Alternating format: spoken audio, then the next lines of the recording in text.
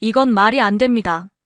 저는 하버드에서 전쟁사와 생존 전략을 가르치는 사람입니다. 세계 최강의 로마 제국, 나폴레옹의 프랑스, 징기스칸의 몽골까지 수십 개 문명의 흥망을 연구해왔습니다. 그런데 한국, 중국과 일본 사이에 낀 작은 반도 국가. 역사 내내 강대국에 휘둘리고 한 번도 제대로 주도권을 잡아본 적 없었던 나라. 솔직히 말해 저는 이 나라를 운 좋게 살아남은 곳 정도로 생각했습니다. 그런데 아니었습니다. 그건 전부 제 착각이었습니다. 수천 년을 버텨온 이 민족은 세계에서 가장 정교하고 냉혹한 생존 전략을 설계한 민족이었습니다. 중국조차 끝내 동화시키지 못한 유일한 문화. 수나라, 당나라, 몽골, 청 수많은 제국이 덮쳐도 언어도 정신도 공동체도 버텨낸 기적 같은 역사. 그리고 저는 그 진실을 마주하는 순간 제 인생의 모든 전쟁 이론이 무너졌다는 걸 깨달았습니다. 전쟁이란 무엇인가? 저는 이 나라 한국에서 처음으로 그 본질을 배웠습니다. 대체 무슨 이야기인지 오늘의 감동 비행기 지금 이륙합니다. 저는 하버드 대학교에서 전쟁 전략사를 가르치는 리처드 M. 홀입니다. 30년 넘게 전쟁의 역사를 연구하면서 로마 제국, 나폴레옹, 몽골, 청나라까지 세계 역사를 움직인 제국들의 흥망성쇠를 파헤쳐왔습니다. 그런데 어느 날 제 연구실 책상 위에 놓인 한 권의 책이 제 시선을 사로잡았죠. 동아시아 소국의 생존 전략이란 제목의 그 책은 한국이란 나라를 다루고 있었습니다. 솔직히 말하면 그때까지 한국에 대해 깊이 생각해 본 적이 없었어요. 대체 이 작은 나라는 어떻게 살아남은 걸까? 책을 덮고 창밖을 바라보며 생각했습니다. 수천 년의 역사 속에서 한국은 중국이라는 거대한 블랙홀 옆에서 계속 존재해왔습니다. 그것도 그냥 존재한 게 아니라 자신만의 정체성과 언어, 문화를 지켜냈어요. 이건 학자로서 정말 흥미로운 수수께끼였습니다. 다음 날 저는 도서관으로 향했습니다. 한국의 역사책을 찾았죠. 중국의 한나라, 당나라, 송나라, 원나라, 명나라, 청나라. 이런 거대 제국들이 일어났다 무너지기를 반복하는 동안 한국은 고구려, 백제, 신라, 고려, 조선으로 이어지며 살아남았습니다. 이건 통계적으로 불가능한 일이에요. 제 조교 마이클에게 말했습니다. 그는 어리둥절한 표정으로 저를 바라봤죠. 무슨 말씀이신지. 생각해봐. 지금까지 역사에서 강대국 옆에 있던 작은 나라들은 대부분 사라졌어. 문화도 언어도 모두 흡수됐지. 하지만 한국은 달라. 책장을 넘기며 고구려의 을지문덕, 이순신 장군의 전투 기록을 살펴봤습니다. 거기엔 뭔가 특별한 것이 있었어요. 다른 제국들과는 전혀 다른 전쟁 방식, 생존의 논리가 숨어 있었습니다. 교수님, 그렇다면 한국이 특별한 이유가 뭘까요? 마이클의 질문에 저는 잠시 생각에 잠겼습니다. 그리고 대답했죠. 그건 내가 찾아야 할 답이야. 그날부터 저의 연구 방향이 바뀌었습니다. 로마와 나폴레옹의 팽창 전략 대신 작은 나라의 생존 전략을 파고들기 시작했어요. 하버드 도서관의 한국 관련 자료를 모두 찾아보고 한국어를 배우기 시작했습니다. 심지어 한국학 전문가들과 연락하며 조언을 구했죠. 당신이 찾는 건 생존의 역사입니다. 서울대 교수와의 화상통화에서 들은 말이었습니다. 한국은 정복의 역사가 아니라 생존의 역사를 써왔어요. 그건 완전히 다른 논리 구조를 가지고 있죠. 그의 말은 저에게 큰 충격이었습니다. 전쟁사를 연구하며 저는 늘 승리와 정복의 관점에서만 바라봤거든요. 하지만 한국은 달랐습니다. 승리가 아닌 생존, 확장이 아닌 지속이 목표였죠. 연구를 거듭할수록 한 가지 사실이 분명해졌습니다. 한국은 단 한 번도 상대보다 강하지 않았어요. 항상 약자였죠. 하지만 그 약자가 1000년이 넘는 시간 동안 자신의 정체성을 지켜냈다는 사실이 저를 사로잡았습니다. 이건 전쟁 전략사에서 새로운 장을 열 수 있는 연구예요. 동료 교수들 앞에서 발표하던 날, 저는 확신에 찬 목소리로 말했습니다. 그들의 눈빛에서 의심이 보였지만 저는 개의치 않았어요. 약자의 전략, 생존의 논리. 이것은 분명 전쟁사의 새로운 영역이었으니까요. 다음 학기 저는 약소국의 생존 전략 한국의 사례라는 특별 강의를 개설했습니다. 첫 수업에서 저는 학생들에게 물었죠. 여러분, 왜 한국은 사라지지 않았을까요? 강의실은 침묵에 휩싸였습니다. 그리고 저는 미소를 지으며 칠판에 크게 썼습니다. 교환비 전략. 한국이 살아남은 첫 번째 비밀을 말할 시간이었습니다. 우리는 한 명을 잃을 때 정 10명을 데려가야 했습니다. 저는 강의실 칠판에 큰 숫자로 1대 10이라고 썼어요. 학생들이 궁금한 눈빛으로 바라봅니다. 이게 뭐냐고요? 한국의 생존 공식입니다. 책상 위에 올라가 양손을 벌렸죠. 학생들은 깜짝 놀랐어요. 30년 교수 생활에서 한 번도 해본 적 없는 행동이니까요. 여러분, 전쟁은 계산입니다. 특히 약자에겐 더욱 그렇죠. 한국의 역사책을 들어보였습니다. 살수대첩, 행주대첩, 한산도 해전. 승리의 순간마다 숨겨진 공통점이 있었어요. 유럽의 전쟁은 명예와 영광을 위한 것이었습니다. 하지만 한국에서 전쟁은 철저한 수학이었죠. 제 연구실에서 밤을 새워 분석한 전투 데이터를 보여줬습니다. 고구려의 을지문덕이 수나라 군대를 물리칠 때, 이순신이 일본 함대를 무찌를 때 모두 같은 패턴이 있었어요. 그들은 한 명의 병사를 잃을 때마다 최소 10명의 적을 죽여야 했습니다. 이게 냉정한 생존의 수학이었죠. 왜 10대 1이었을까요? 단순해요. 인구 차이 때문이죠. 중국은 항상 한국보다 10배 이상 인구가 많았습니다. 1대1로 싸우면 결국 모두 죽는 거예요. 그래서 교환비가 생존의 열쇠였던 겁니다. 살수대첩을 보세요. 을지문덕은 30만 수나라 군대를 상대로 단 5,000명으로 승리했어요. 어떻게요? 학생들이 숨죽여 듣고 있었습니다. 물에 빠뜨렸죠. 수영할 줄 모르는 중국 군대를 강으로 유인했어요. 웃음이 터져나왔습니다. 하지만 저는 진지했어요. 웃기지만 이건 천재적인 전략입니다. 최소한의 희생으로 최대한의 적을 제거하는 방법이니까요. 칠판에 다른 숫자들을 적었습니다. 행주대첩에서 권율 장군은 3,000명으로 3만 명을 물리쳤죠. 한산도 해전에서 이순신은 56척으로 73척을 침몰시켰고요. 이건 감정이 아닌 냉철한 계산입니다. 비인간적으로 들릴 수 있지만 작은 나라의 생존 앞에선 가장 효율적인 철학이었어요. 한 학생이 손을 들었습니다. 교수님, 그럼 한국은 언제나 수비적이었나요? 제가 고개를 저었죠.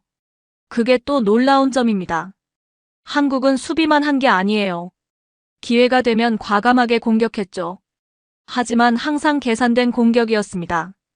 고구려의 광개토대왕, 백제의 조선의 세종대왕까지. 그들은 모두 명확한 계산 아래 영토를 확장했어요. 여러분, 한국의 왕들은 수학자였습니다. 그들은 늘 계산했어요. 우리가 한 명 죽으면 적은 10명 죽어야 한다. 이 공식을 지키지 못하면 후퇴했고 지킬 수 있을 때만 공격했죠. 강의실은 조용했습니다. 모두 깊은 생각에 잠긴 듯 했어요. 이게 왜 중요한지 아세요? 서양 군사 이론은 승리에 집착했지만 한국은 생존의 모든 것을 걸었기 때문입니다. 이건 완전히 다른 사고방식이에요. 제 목소리가 강의실에 울려 퍼졌습니다. 여러분, 약자가 강자를 이기는 방법은 언제나 수학입니다. 감정이 아니라 철저한 계산이죠. 한국은 이것을 2000년 전에 이미 알고 있었어요. 벨이 울렸지만 아무도 자리를 떠나지 않았습니다. 그들의 눈빛에서 호기심이 느껴졌어요. 다음 시간에는 한국의 두 번째 생존 비결, 무기의 철학에 대해 알아보겠습니다. 빠르게, 많이, 정확하게. 그것뿐이었다. 저는 다음 강의에 유럽식 활과 한국의 활을 나란히 가져왔습니다. 학생들에게 두 활을 번갈아 들게 했죠. 차이점이 느껴지나요? 테릭이란 학생이 놀란 표정으로 말했습니다. 한국의 활이 훨씬 가볍고 휘어지기 쉬워요. 저는 고개를 끄덕였습니다. 그리고 벽에 걸린 중세 유럽의 궁수 그림을 가리켰어요. 유럽에서 활은 기사도와 우아함의 상징이었습니다. 영국의 장궁수들은 한 발 한 발에 자신의 명예를 걸었죠. 하지만 한국의 활은 달랐어요. 슬라이드를 넘겨 조선시대 기록화를 보여줬습니다. 말을 타고 빠르게 움직이며 연속으로 화살을 쏘는 기병들의 모습이었어요. 한국의 활은 오직 연사 속도와 효율을 위해 설계됐습니다. 이게 바로 생존을 위한 무기였죠. 강의실 앞으로 나와 직접 시범을 보였습니다. 유럽식 활은 당기는데 큰 힘이 필요했지만 한국의 각궁은 훨씬 부드럽게 당겨졌죠. 유럽 궁수는 한 번 쏘는데 시간이 걸렸어요. 하지만 한국의 기마병은 이 시간에 3발을 쏠 수 있었습니다. 몽골군과 싸울 때 이건 결정적 차이였죠. 제 연구실에서 밤새 분석한 데이터를 보여줬어요. 몽골의 침략 당시 고려의 궁수들은 말을 타고 빠르게 이동하며 화살을 쏘았습니다. 한 번의 공격에 빠르게 수십 발을 날렸죠. 이건 몽골에게도 충격이었어요. 학생들의 눈이 커졌습니다. 더 놀라운 건 한국의 활은 정확도를 위해 희생되지 않았다는 겁니다. 기록에 따르면 조선에 훈련된 궁수는 백보 밖에서도 사람 머리 크기의 표적을 맞췄어요. 한 학생이 손을 들었습니다. 교수님, 그럼 왜 한국은 그런 특별한 활을 개발했나요? 저는 잠시 창밖을 바라보며 생각했습니다. 필요했기 때문이죠. 항상 수적 열세였으니까요. 한국은 적보다 병력이 적었어요. 그래서 한 명의 병사가 여러 명을 상대해야 했습니다. 이런 상황에서 연사 속도는 생존의 문제였어요. 저는 칠판에 중요한 포인트를 적었습니다. 유럽에서 활은 기술이었지만 한국에서 활은 수학이었어요. 화살 하나 당적 한 명을 죽여야 했으니까요. 강의실은 조용했습니다. 모두가 깊은 생각에 잠긴 듯 했어요. 여러분, 약자의 무기는 항상 효율적입니다. 아름다움이나 명예를 위한 여유가 없으니까요. 저는 조선 왕조실록에서 발견한 기록을 읽어주었습니다. 한 궁수가 100발을 쏘아 90명을 맞췄다. 이건 실제 기록입니다. 상상해보세요. 90%의 명중률이죠. 현대 군대도 이런 정확도를 달성하기 힘들어요. 제 옆에 놓인 한국의 각궁을 다시 들어 올렸습니다. 이 부드럽고 가벼운 활이 한국을 살린 비밀입니다. 이건 예술이 아니라 생존 도구였어요. 학생들은 메모를 하느라 바빴습니다. 저는 계속해서 설명했죠. 그리고 화살촉도 다양했습니다. 갑옷을 뚫는 화살, 말을 맞추는 화살, 불화살까지. 모든 상황에 대비했죠. 이건 단순한 무기가 아니라 생존 시스템이었어요. 벨이 울렸지만 강의를 계속했습니다. 여러분, 무기는 그 사회의 철학을 반영합니다. 한국의 활은 생존을 위한 효율이란 철학이 담긴 도구였어요. 아름다움이나 명예는 중요하지 않았습니다. 오직 살아남는 것, 그것만이 중요했죠. 강의를 마치며 마지막 질문을 했습니다. 이런 생존 철학은 무기뿐만 아니라 요새에도 적용됐을까요? 다음 시간에 알아보죠. 이 돌벽은 권력의 요새가 아니라 모두의 피난처였다. 제 강의실에 유럽 중세성과 한국 산성의 모형을 나란히 놓았습니다. 학생들이 호기심 어린 눈으로 다가왔어요. 여러분, 이 두 구조물의 차이점이 보이나요? 제니퍼라는 학생이 먼저 손을 들었습니다. 유럽의 성은 평지에 있고 한국의 성은 산 위에 있어요. 저는 엄지를 치켜 세웠습니다. 정확합니다. 그런데 이 차이가 단순한 지형 때문이 아니에요. 이건 철학의 차이죠. 프로젝터로 유럽 중세성의 내부 구조를 보여줬습니다. 성주의 거처, 기사들의 공간, 그리고 맨 아래 평민들의 구역까지. 유럽의 성은 계급사회의 축소판이었습니다. 정상에 왕이 있고 아래로 내려갈수록 낮은 계급이 자리했죠. 성 자체가 권력의 상징이었어요. 그리고 한국 남한산성의 내부 구조로 슬라이드를 넘겼습니다. 하지만 한국의 산성은 달랐어요. 여기 보이는 건 임금의 행궁이지만 이건 성의 중심이 아니었습니다. 산성 전체가 백성들의 피난처였죠. 책상 위를 두드리며 강조했습니다. 이게 핵심입니다. 유럽의 성은 귀족을 위한 공간이었지만 한국의 산성은 모든 사람을 위한 생존 공간이었어요. 영화 명량의 한 장면을 보여주었습니다. 백성들이 함께 돌을 나르며 성벽을 쌓는 모습이었죠. 이 장면 과장된 걸까요? 아닙니다. 실제 기록을 보면 행주대첩에서 여성들이 치마에 돌을 날랐고 고려시대 몽골 침략 때도 노인과 아이들까지 성벽 위에서 돌을 던졌어요. 이건 신화가 아니라 역사였습니다. 제 목소리가 약간 떨렸습니다. 이런 이야기를 할 때면 항상 감정이 북받쳐 올랐거든요. 유럽의 성은 평화시의 권력의 상징이었지만 전쟁이 나면 귀족들만의 피난처였어요. 하지만 한국의 산성은 평소엔 비어있다가 전쟁이 나면 모든 사람의 피난처가 됐습니다. 이게 생존의 철학이었죠. 남한산성 사진으로 다시 돌아갔습니다. 이 성벽을 보세요. 누가 쌓았을까요? 임금? 장군? 아니에요. 백성들이 직접 쌓았습니다.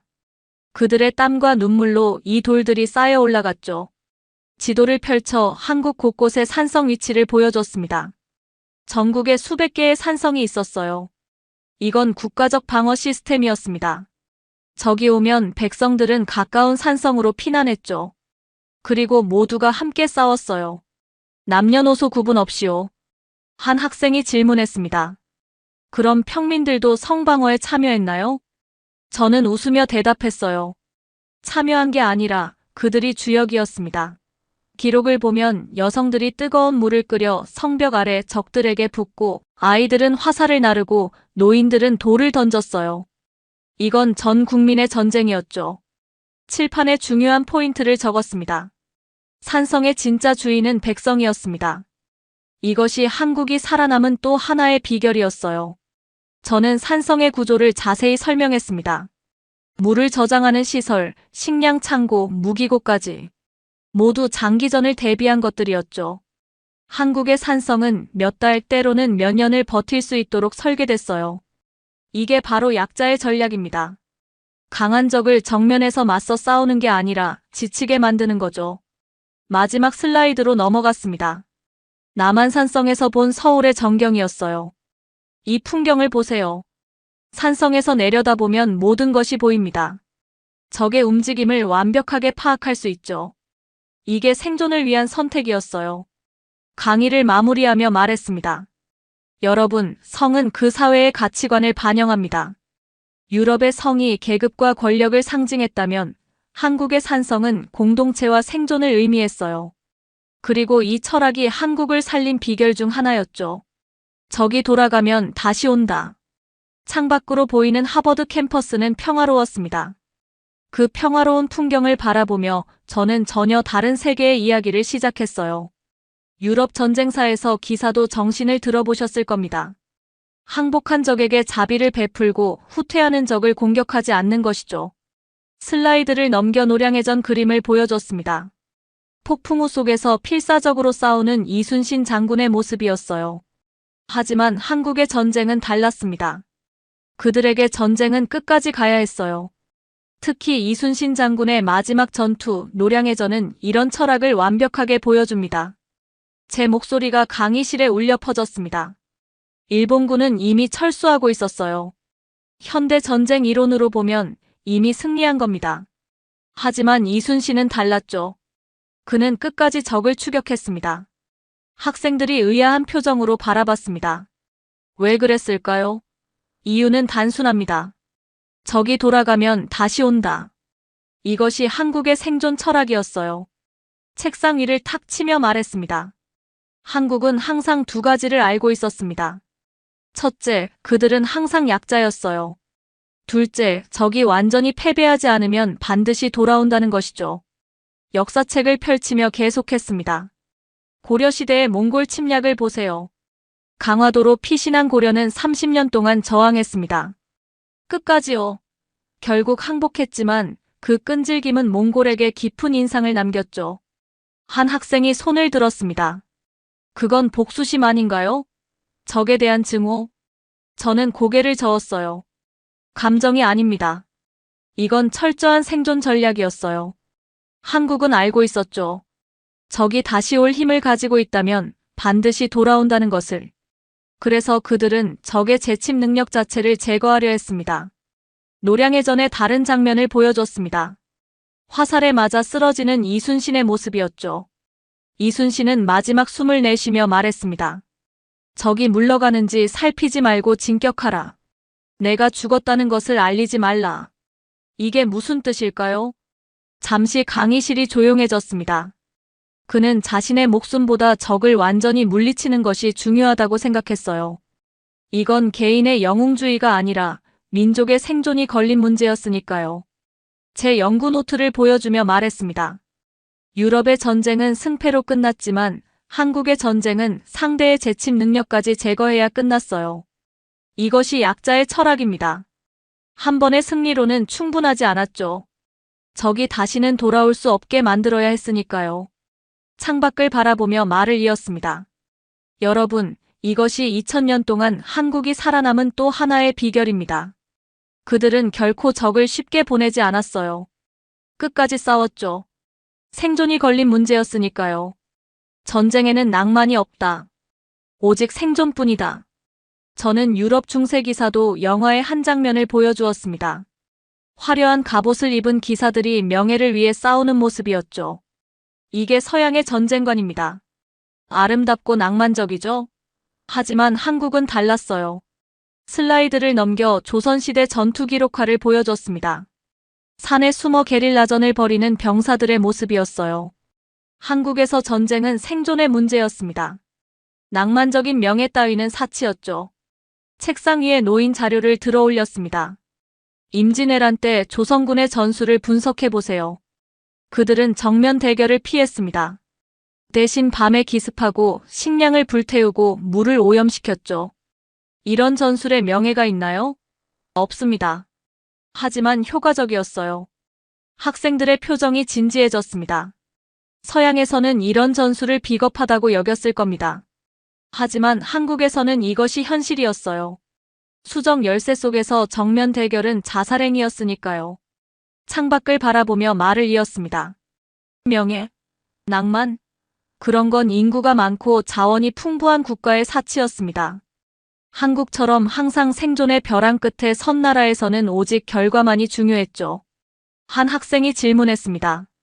그럼 한국에는 전혀 명예 개념이 없었나요? 저는 고개를 저었습니다. 하지만 그들의 명예는 달랐어요. 개인의 영광이 아니라 민족의 생존이 명예였죠. 유명한 한국 장군들의 사진을 차례로 보여줬습니다. 을지문덕, 양만춘, 강감찬, 이순신. 이들의 공통점이 뭘까요? 그들은 모두 화려한 개인 무공보다는 철저한 전략과 계산으로 승리했습니다. 민족을 살린 것이 그들의 명예였죠. 칠판에 중요한 포인트를 적었습니다.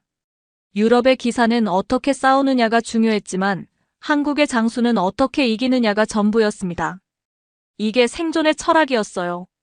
제 연구 노트를 펼쳐 보여줬습니다. 임진왜란 때 조선은 일본군에게 정면으로 맞서지 않았습니다. 대신 산과 강을 이용해 적을 지치게 만들었죠. 밤에 기습하고 낮에는 숨었어요. 결과적으로 이 비명예로운 전술이 나라를 구했습니다. 강의실은 조용했습니다. 모두가 깊은 생각에 잠긴 듯 했어요. 여러분, 전쟁에서 명예와 낭만은 강자의 사치입니다. 약자에게는 그런 여유가 없어요. 오직 생존만이 중요하죠. 마지막 슬라이드로 넘어갔습니다. 현대 한국의 모습이었어요. 이 작은 나라가 지금도 존재하는 이유는 바로 이런 냉정한 생존 철학 때문입니다. 감성이 아닌 이성, 낭만이 아닌 현실. 이것이 한국을 살린 비결이었죠. 오늘의 강의를 마무리하며 말했습니다. 다음 시간에는 제 자신의 이야기를 들려드리겠습니다. 어떻게 한국의 역사가 저의 모든 학문적 틀을 무너뜨렸는지요. 내가 믿었던 모든 이론이 무의미해졌다. 저는 강의실 창가에 서서 잠시 침묵했습니다. 이번 주제는 꽤 개인적인 이야기였으니까요. 여러분, 오늘은 제 자신의 이야기를 들려드리겠습니다.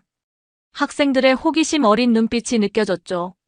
저는 25년 동안 하버드에서 전쟁 전략과 전술을 가르쳐 왔습니다. 로마부터 나폴레옹, 제2차 세계대전까지. 모든 전쟁에는 패턴이 있다고 믿었죠. 책상으로 걸어가 오래된 수첩을 꺼냈습니다. 이건 제가 박사과정 때 쓴 논문의 초안입니다.